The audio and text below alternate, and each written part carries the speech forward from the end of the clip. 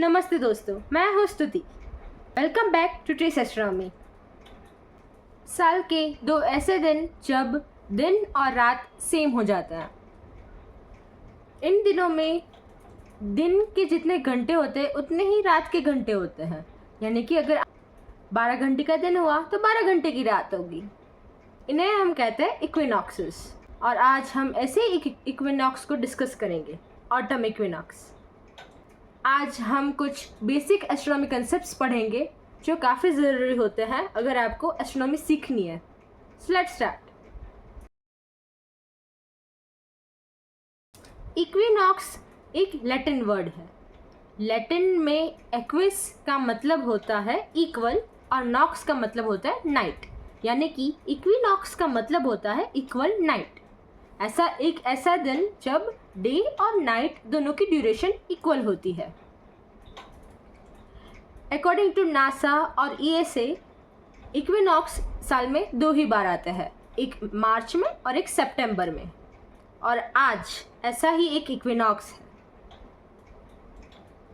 आज according to NASA आज के दिन 22 सितंबर को 6:19 पे इक्विनॉक्स होगा। यानी कि जब सनसेट होगा तो दिन और रात दोनों ही सेम होंगे 6:19 पे। यानी कि उसी टाइम पे जिस टाइम पे मैं ये वीडियो बना रही हूँ, जिस टाइम पे मैं ये बता रही हूँ आपको।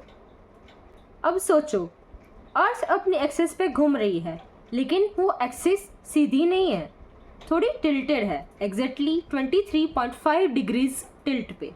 और इसी टिल्ट की वजह से सीजन्स बनते हैं। कभी नॉर्थ हेमिस्फीयर को ज़्यादा सनलाइट मिलती है तब हमारा समर होता है, कभी साउथ हेमिस्फीयर को ज़्यादा तब वहाँ समर होता है। लेकिन इक्विनॉक्स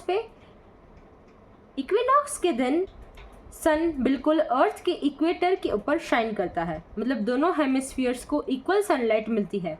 सिंपल एंड ब्यूटीफुल। अब करते हैं इस साल की बात।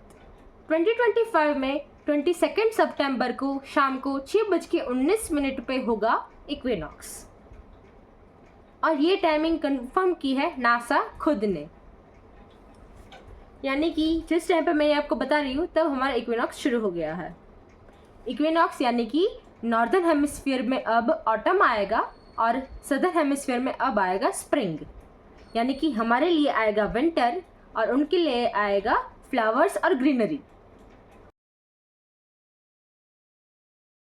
अब एक और इंटरेस्टिंग फैक्ट, इक्विनॉक्स के दिन सन एग्जैक्टली ईस्ट में राइज होता है और एग्जैक्टली वेस्ट में सेट हो जाता है। ये बात हाईलाइट की है नेशनल ज्योग्राफिक ने। पर एक छोटा ट्विस्ट भी है, दिन और रात एग्जैक्टली परफेक्ट नहीं होते, एग्जैक्टली सेम ड्यूरेशन के नहीं होते। इसके 2 रीजंस है। पहला ये कि सन कोई एक पॉइंट नहीं है, वो एक डिस्क है, वो एक स्फीयर है, वो बहुत बड़ा ऑब्जेक्ट है। हम उसे एक पॉइंट की तरीके से नहीं ले सकते।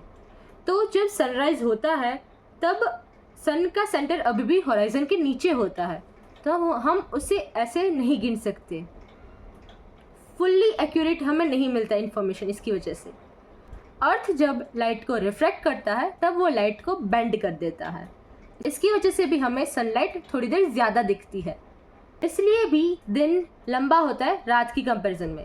पर इन्हें हम इक्वल इस टाइम पे इसलिए कहते हैं क्योंकि इससे ज़्यादा इक्वल ये हमारे लिए हो नहीं सकते। इससे ज़्यादा सेम ड्यूरेशन इन दोनों की हो नहीं सकती, तो हम इसे आज के दिन इक्वल ही गिनते हैं। एंशिएंट कल्चर्स के लिए इक्विनॉक्स काफ़ी इम्पॉर्टेंट होते थे। इनसे ही वो सीजन्स को समझ पाते थे और उसकी वजह से उनकी क्रॉप्स में और उनकी हार्वेस्टिंग में हेल्प होती थी।